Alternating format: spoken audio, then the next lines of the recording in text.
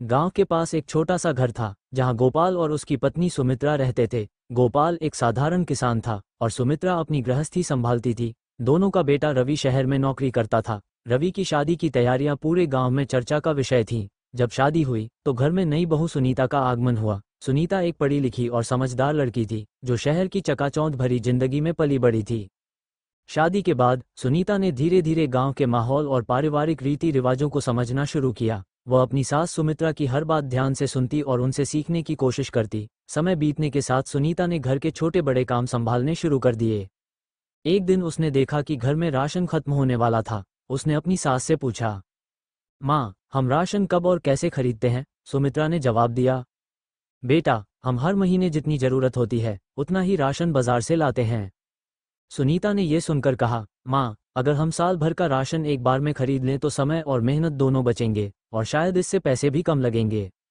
सुमित्रा ने सोचा और कहा, बेटा, गांव में ऐसा कोई नहीं करता, लेकिन तुम्हारी बात में दम है, कोशिश करने में कोई हर्ज नहीं है। सुनीता ने फिर से बाजार जाने की योजना बनाई। उसने एक कागज पर घर में इस्तेमाल होने वाली हर चीज की सूची बनाई, चावल, दाल, गेहूं, मसाले, तेल और अन्य जरूरी सामान। उसने दुकानदार से बातचीत की और पूरे साल का राशन एक बार में खरीदने के फायदे समझे। अगले दिन गोपाल और सुनीता ने मिलकर बाजार से सारा राशन खरीद लिया। जब वे घर लौटे तो राशन के बोरे और डिब्बे देखकर गांव वाले हैरान रह गए। किसी ने कहा, इतना सारा राशन, क्या ये सब खराब नहीं हो जाएगा? सुनीता ने मुस्कुराते हुए कहा, नहीं, अगर सब कुछ सही तरीके से रखा जाए तो कुछ भी खराब नहीं होगा। उसने सारा राशन व्यवस्थित तरीके से स्टोर किया। चावल और दाल को सूखे डिब्बों में रखा, मसालों को अलग अलग डिब्बों में भरा और गेहूं को साफ सुथरे बोरों में स्टोर किया।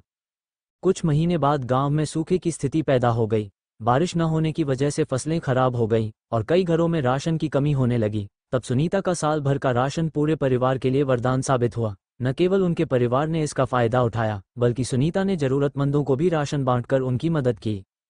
गांव वाले, जो पहले सुनीता के फैसले पर सवाल उठा रहे थे, अब उसकी तारीफ कर रहे थे। सुमित्रा ने अपनी बहू से कहा, बेटा, तुम्हारी दूरदर्शिता और समझदारी ने हमारे परिवार और गांव के लोगों की बहुत मदद की। हमें तुम पर गर्व है। इस घटना के बाद सुनीता की समझदारी और उसके फैसले की हर तरफ प्रशंसा होने लगी।